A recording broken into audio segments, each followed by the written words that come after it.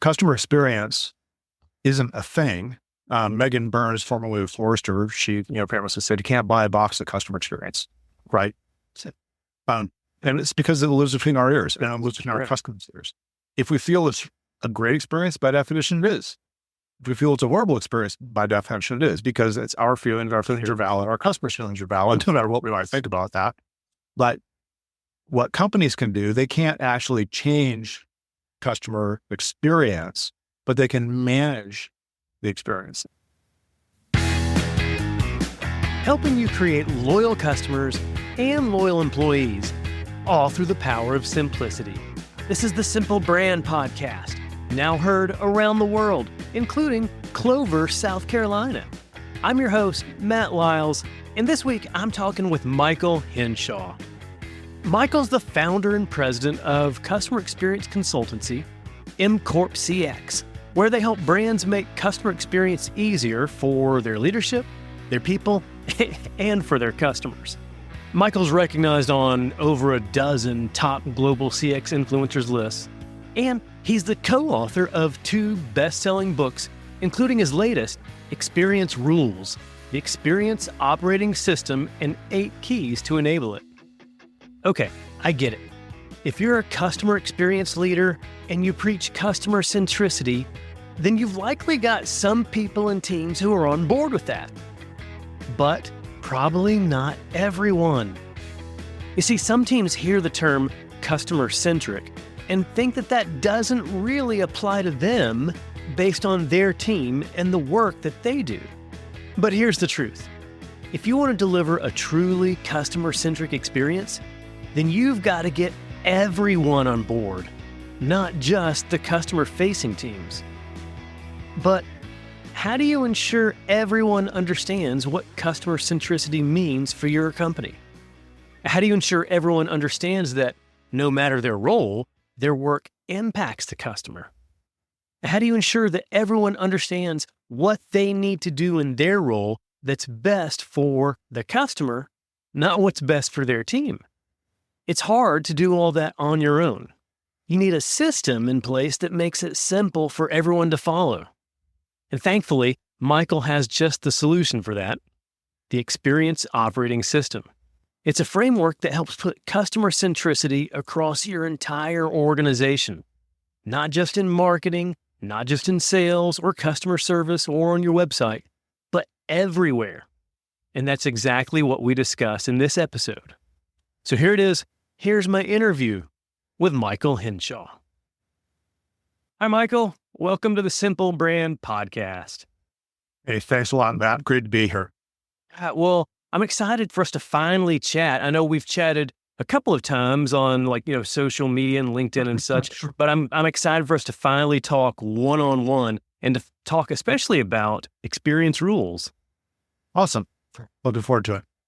So what's interesting to me is that I think out of most people that I've talked to, you've been in the customer experience space, the customer experience industry for a little over 20 years. Is that right? Yeah, a long time. The majority of this point, my working career. Wow. So can you talk to me about your journey, and maybe not every single year, but maybe condense it down a bit. High level, what have you seen change in customer experience over the past 20 years? And especially, what brought you to write the book? Yeah, a couple things. My background is in marketing. I have a master's degree in design, commercial design. Right. And we started in marketing, ad agency world. And then over time shifted into brand strategy and helping, at that point, venture capitalists position their companies for acquisition or, IPOs, things of that nature. And I had a relatively small, although about the same size as my firm now, as McorpCX, about a 35-person brand strategy firm, which I sold right at the beginning of the first big internet push in the late 90s. Yeah. And one of my former clients called me about 6 months later and said, "Hey, I'm interested in getting this internet thing. Would you be interested in running a company for us?" I was like, "Oh, okay." So, sure. And long story short, we started a business in an industry I knew little about, in a country I knew little about. from a business perspective. So I live in the San Francisco Bay Area, born and raised in California. We decided to start a grain trading business in Canada. And the reason we made that decision is they're a Canadian-based private equity firm, and they had some connections to that industry. And we knew there's significant inefficiencies and a lot of pain, particularly for farmers, in that ecosystem. So we built what turned out to be a $300 million business in about 3 years by identifying pain points that farmers, that are basically the different players in that industry had. The agronomists, the guys who go out and, check the water content of grain, the soil, do all the chemistry, the people who are selling fertilizer and seeds, the truckers, the entire group. And so we did at that point what we called, customer research. We went out, we spoke to maybe 100 people in all these different areas, and then mapped it out in something we called the customer relationship lifecycle. This was probably 97, 98. And 1997. All the way in the 1900s. I know, that's a long time. That process ended up becoming what today is better known as dirty mapping. And so that process was saying, okay, for each of our players, personas, right, in the more common design language today, for each of our, we called them understandable segments at that point, what do they go through? How do they discover, their competitors? How do they discover their buyers, their sellers, et cetera, all the way through? And we identified those pain points that we thought that we could address with technology, built a technology platform to help address those pain points, bought a mid-sized grain brokerage company to begin serving as, because essentially business to business. So we had technology and people and built a really interesting business. So long story short, we moved into a bunch of other areas. We were trading not just grain, but we started trading electricity. We started trading cattle. We started arbitraging freight. And essentially, as one of my later advisors said, you got out over your skis a little bit too far. Wow. So we sold the technology. It's still operating in Canada today. The company that bought technology from us, they actually trade electricity with it. It was the core of our tech. I paid off all the debts, took a year off, and started McorpCX. And McorpCX is a customer experience consulting firm. We started with the interesting thing today. A lot of people talk about, and then the CX industry talk about the importance of and the difficulty of tracking value of CX investments. Yeah. And I hear, it's like, oh, we don't get enough attention from the C-suite. We don't have enough budget. We don't have the resources we need. We're having a hard time lining up different parts of the business. And then at the same time, they say, well, we can't really show financial attribution for the work we're doing. And it's just interesting because when I started doing this, that was the only way to get business, right? Is to be able to go to a company and say, hey, by improving customer experience, we can help you save money, right? And here's what you get. Oh. And so for me, that hasn't been a new thing. It's something that we've been, working to continually improve over time. But I think the biggest shifts in the industry I've seen are probably three major things. First, recognition of the importance of customer experience. And I started this business about the same time, with the quote unquote modern CX movement started, which is 2002. And Qualtrics and, a bunch of other firms started around the same time. There were about a dozen, boutique CS consultancies globally that started about the same time. And then it was relatively small business, so to speak, for 10 years. And then it became big business. And as it became big business, it became much more diffuse, I'll say, meaning that everything is customer experience, which isn't wrong, right? I mean, you see ad agencies and design firms saying, we're customer experience experts, and our customer experience portfolio is a digital ad and a landing page, a website. It's not customer experience, but the way that we look at it is kind of holistically, how do you take organizations and help them become more customer-centric in ways that drive business results and customer satisfaction? Well, and when we think about it that way, especially over the past, 20 years, you've got lots of different people applying a different definition of what customer experience is. So how do you define customer experience? So simplistically, we define customer experience as how customers feel as a result of the sum total interactions they have with the company. So customer experience isn't a thing. Megan Burns, formerly of Forrester, she, famously said, you can't buy a box of customer experience, right? And it's because it lives between our ears and it lives between our customers' ears. If we feel it's a great experience, by definition, it is. If we feel it's a horrible experience, by definition, it is, because it's our feelings are valid, our customers' feelings are valid, no matter what we might think about that. But what companies can do, they can't actually change customer experience, but they can manage the experience. And so we think about customer experience management as all the systems, processes, tools, and data that organizations use to manage the experiences their customers have.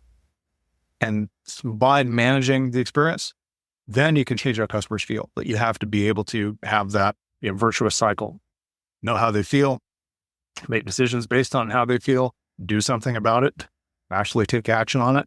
And then over time, your customers' feelings will change. Yeah. Well, and recognizing that, how they feel, you said earlier, it's the sum total of everything that drives those feelings, right? Yeah. So it means it's everything. It's every interaction, every touch point. We jokingly say, okay, as a company, you got to figure out what you do to your customers first, right? Because customers feel oftentimes things are being done to them instead of with them or for them. But it's not just things the company's doing. It's the associated, I'll call it the circle of influence around a brand. So they could read things about a brand that could affect their feelings. Their friends could tell them something, or business associates about the brand. That'll affect their feelings. So it's those things, and this is not uncommon, like in any industry in life, right? There's things you can control. So understanding what you control is really the first step to actually be able to control. There's things you can influence, but you can't control. So you think about, brand noise or social media. Those are things that organizations can actually influence some of those things. Right. And then there's a whole bunch of stuff you can't influence or control, and you got to let that go. Right. Because you can't influence it or control it. It's out of your hands. You only can control what you can. So we talk to brands, to companies. It's like, okay, let's figure out those things that are in your control and focus on those. And then the things that are really important that you can influence, maybe focus on some of those too. Well, then, as it relates to what brands can actually control, what they have the ability to control, at least in that aspect, where do you see some of the things that are holding brands back from delivering customer experience well? I think it's in many cases, it's a lack of understanding and a lack of understanding of the customer. Okay. Right? And what customers are actually feeling as a result of the things that they're doing. Most brands today listen to their customers. Let me reframe that. Most brands survey their customers. They don't always listen to them. And so the challenge is, as you think about, any kind of a listening platform, listening framework, a voice of customer system, you need to gather the data from the right places. So you need to pull that information in, whether it's some social call center recordings, just surveys, any place that you've got data that relates to how customers are reacting. You need to be able to parse that, bring it in, and then you need to analyze it. So you need to look at that data in the context of, whether it's emotions or, functional interactions, whatever those things are. And then once you've done that, you need to reach conclusions. Because our customers are feeling these ways as a result of these interactions, what can we do to improve it? How do we design new experiences? How do we innovate the experiences or actions our customers have?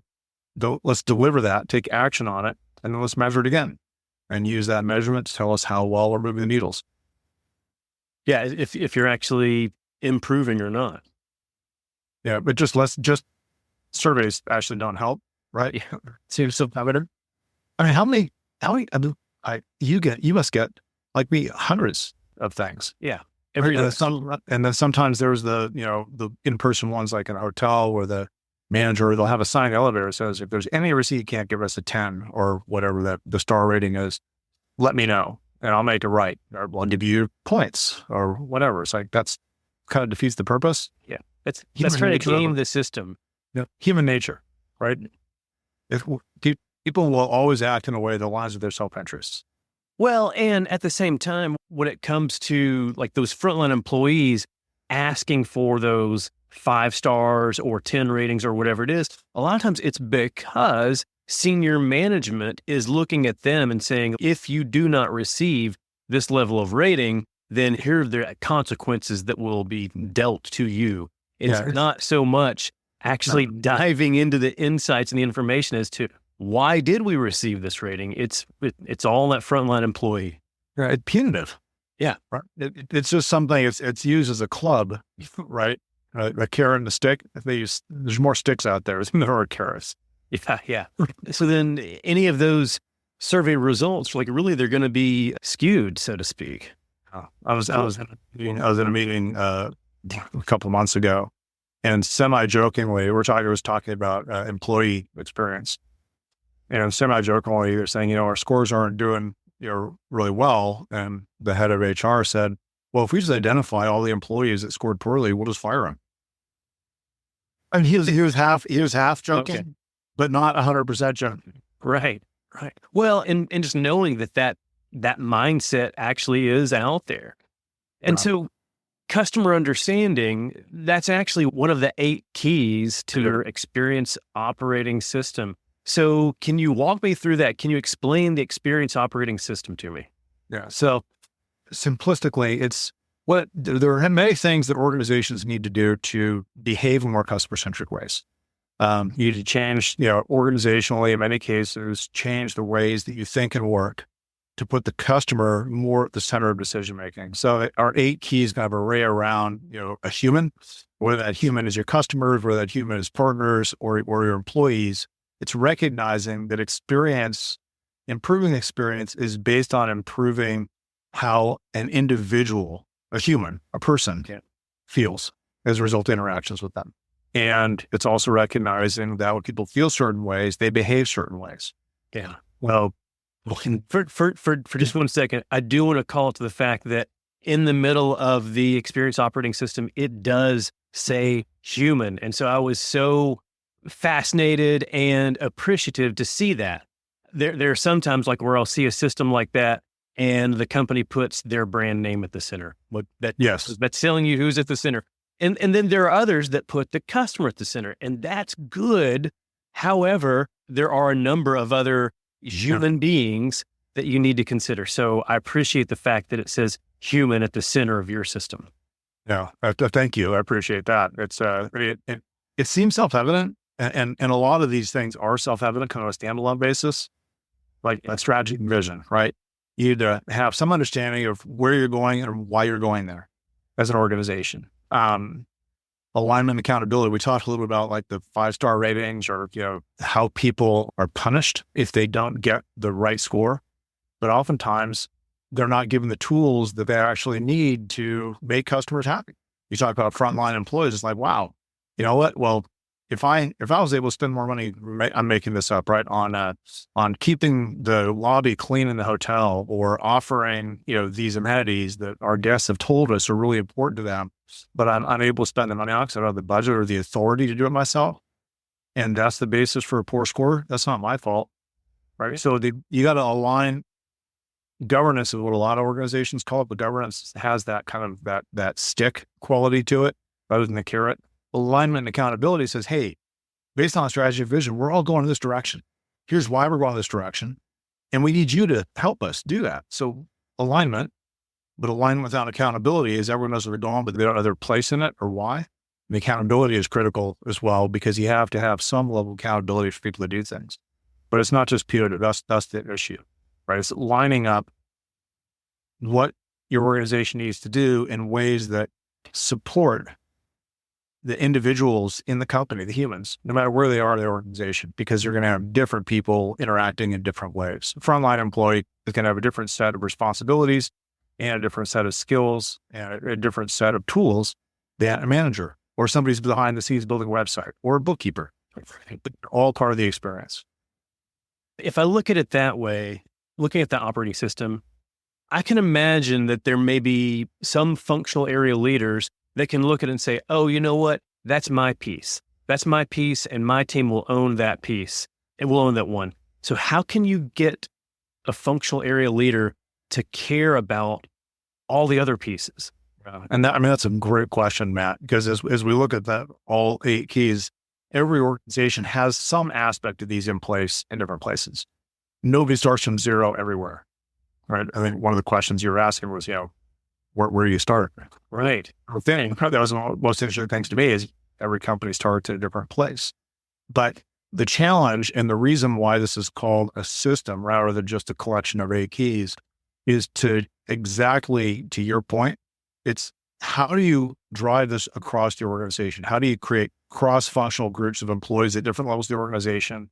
How do you create teams that work together to improve the experience of humans, employees, customers, partners, whoever, cutting it across those functional areas, cutting, IT, marketing, sales. I mean, I'm sure you've heard from your guests, on the service side, oftentimes people in call centers, or customer success, end up dealing with the bulk of the issues that are created in their minds by marketing over-promising, the criminals over-promising, and then customers being unhappy because they aren't being given that things that they thought they were going to get. It's that expectations gap.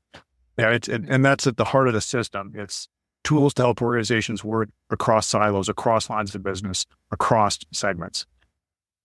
So how do you either break down or work across those silos? How do you help companies do that? Well, it's based on bringing people together. And that's one of the things, oftentimes, or even smaller organizations, it doesn't matter. There's so many demands on time. It's hard to take a step back and say, what do we need to do to deliver better experiences to our customers, which is why it's so critical for leaders in the organization to kind of walk that walk. It's bringing folks together around the common goal of improving the experience for customers rather than, and this is where things fall down a lot in traditionally siloed organizations. It's like customer success team or customer support team. You're telling me in marketing or sales that it's my fault? No, it's not my fault. It's marketing's fault. It's somebody else's fault. And that's because when there's a problem that's identified through the lens of there's a business process broken down, like too many negative calls, whatever that might be, it's human nature again saying, well, it's not my fault. It's those guys, right? Support to sales points to marketing points to something else. But if you think about bringing people from each of those different groups together and saying, hey, this is how our customers feel as they're interacting with us. And journey maps are a tool very commonly used for exactly this reason, because if you had a research-based picture of the customer journey, what they're trying to accomplish and how well they are or aren't accomplishing that, you can actually find the places where there's issues, but address it not from a functional issue perspective, but from a customer issue perspective. Customers feel, and they're telling us this, they're not pointing at marketing saying you got to stay. They're not pointing at signals, right? It's just customers feel badly about this particular interaction. Let's fix it. And it leads the conversation away. And usually the customer sees it as it's the brand that's at fault. It's not any particular functional area or any particular team. The customer most of the times doesn't care about that. No, it's irrelevant. Your issues, your silos, your structure, your tech stack, none of that matters to any of your customers. All they care about is, are they getting what they expect as a result of their interactions with your brand? And if the answer is no, they're going to be unhappy. That's it. Well, so I know some teams are customer facing. We talk about customer support, sales, and even sometimes marketing or product will create something that is customer facing. There are other teams that are not customer facing at all. I think you mentioned billing earlier, billing, accounting, finance, IT, legal, even. How can we help them understand their role in the customer experience? So it's like talking about that cross-functional team or the series of cross-functional teams, like within the alignment accountability, for example, we'll typically build a fairly senior level group who works across the organization. We also have champions networks a little bit further down in the organization, people from across the organization who are passionate about improving experience. And when I say across the organization, I mean including legal, billing, web development, product design, all of those things. Because as we look at how employees are categorized from the perspective of influence on the customer experience, there's direct contact, frontline, call center, right? They talk to customers all day long, sales folks, people on the sales floor, Then there's the indirect folks, marketing, product development, IT, to your point, right? All of those things, they are directly responsible for designing and building things that touch customers and that make customers feel certain ways. Also, they're responsible, IT, for designing and building the systems that employees need to use to serve customers. I was talking to a head of a call center a couple months ago, and he said, my call center reps sometimes have to go through up to 9 different systems to get the answer to a customer question because the data is all over the place. That's not the call center's fault. It's like, it took me X minutes to answer the question. It's not because I can't push a button and get the answer. I go through all these systems. So if you have customer facing systems that are making it harder for employees to serve customers, right? Okay, IT, right? And the business process team, 2 other keys, by the way, business processes, technology and data, kind of that enables delivery of the experience. But that last group that you're just referring to are those that don't necessarily design things that touch customers on a regular basis, nor do they interact with customers directly. And that includes like legal and billing. And I mean, I've been in meetings where heads of legal and of finance have said things like, I don't have anything to do with customer experience. Yeah. It's like, have you ever read a contract that you thought was really difficult? Have you ever received a bill that you don't understand fully? Well, guess what? Your customers probably do as well. Let's talk about that. And when you couch from that perspective, then you go, oh, okay, now I start to get it. Right? Some organizations, they're moving away from this, but I've worked with technology companies that have actually used legal as a way to lock customers in rather than to serve customers better. So they've made it purposely opaque and difficult and, multiple layers and all those kinds of things. But that was a business model that I've seen, but I'm seeing it less today. There's definitely a shift towards serving customers better. So they actually were using legal in the customer experience, just purposefully to the detriment of the customer. I'll use billing as another example. We've done a fair amount of work in insurance space and some in healthcare. And I'm, as a recipient of medical services, which, most of us are, unfortunately, at one point or another, it is rare that I receive an invoice that's crystal clear what the heck it is it's talking about. They call it explanation of benefits, but oftentimes it doesn't explain that much. And the benefits are really unclear. I can't tell if this is a benefit or not. So to your point, right? Once you have a defined strategy and vision, and you can translate that into how different parts of the organization need to behave to deliver against that strategy. And those behaviors can be articulated and they can be quantified. They can be measured. So you can actually measure how well different parts of the organization are delivering the desired experience to your customers. And so you can essentially look at the data, and that gives you some of the information you need to start moving the organization in the direction you want it to go. And so when you talk about the behaviors, do the behaviors tie to the culture piece of the operating system?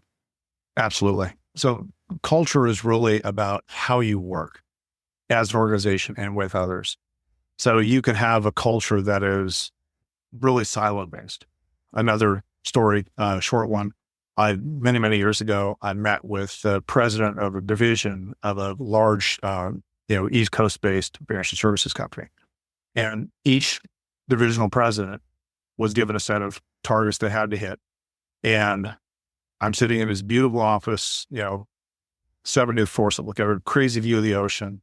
And we're talking. He says, I just got to be frank. I don't know why you're here. I said, well, the headquarters and, the president and the executive team of the company is trying to improve experience. He said, I'm incented on wringing as much profit as possible out of my customer pool.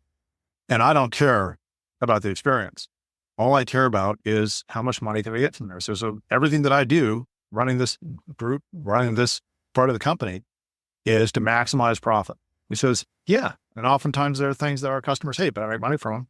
He says, when they come back and they say, I'm going to be compensated on how customers feel, I'll change the way I operate. But until then, right? So that's a culture of profit over customer. And corporations are in business to make money. So I kind of get it. But at the same time, you make more money over more time that you can cross-sell, upsell more products, more services to more customers by treating them as humans. I'd like to think that you would be able to increase your profit if you're able to keep those customers and have them feel so good about the experience that not only do they stay, they also help bring more customers in. Yep. And it is shifting. And, early on, you asked some of the shifts. One of the other shifts is organizations are actually maturing, right? We have kind of a 5-stage model. And when we first started bringing that model out, maybe 9 years ago, a bunch of companies were in the really early stages, kind of ad hoc and exploratory. And now they're bunched more towards the middle. They're moving towards a greater maturity in the area of customer experience across all these keys.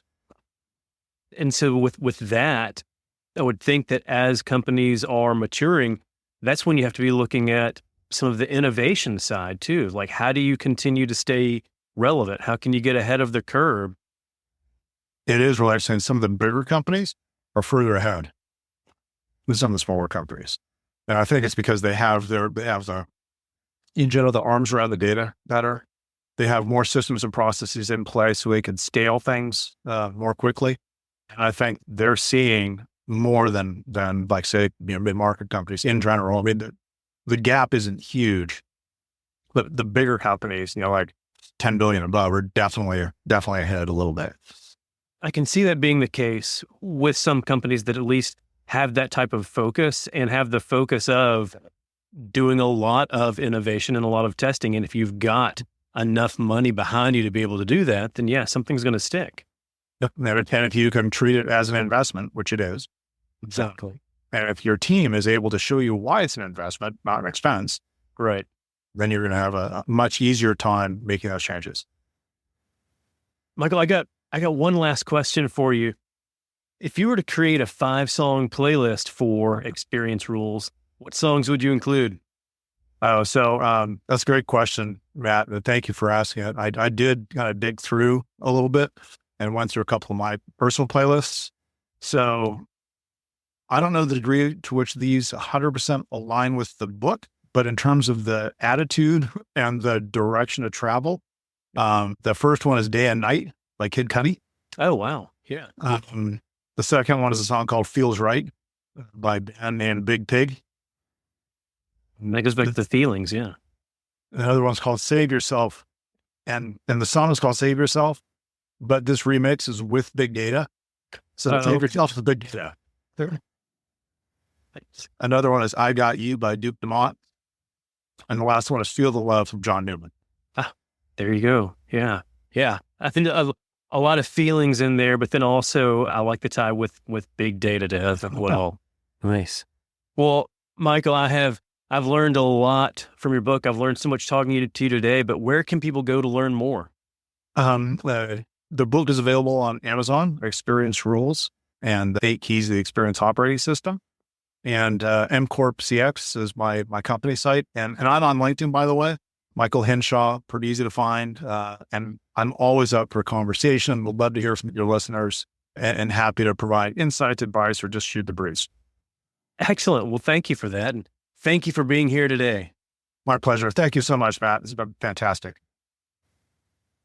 I hope you enjoyed my discussion with Michael Hinshaw. You can learn more from him and his company at McorpCX.com. From consulting to teaching and training, there's lots of ways for Michael's team to help your organization create happy customers and employees. You can also follow Michael on LinkedIn, where he regularly shares his customer experience lessons. And if you want to dive deeper into the lessons we discussed in this episode, then go grab your copy of Michael's book, Experience Rules. And if you're enjoying the Simple Brand podcast, go ahead and hit the subscribe button. It's going to make it so much simpler for you to get future episodes like the next one featuring Stephen Van Bellingham. Stephen was on the Simple Brand podcast all the way back in episode 35, where we discussed his book, The Offer You Can't Refuse. This time, we'll discuss lessons from his latest book, A Diamond in the Rough. So if you're looking to have a more customer-oriented culture across all of your teams, then this episode's for you. So go ahead and subscribe. You'll automatically get Stephen's episode as soon as it's live. Until then, keep it simple.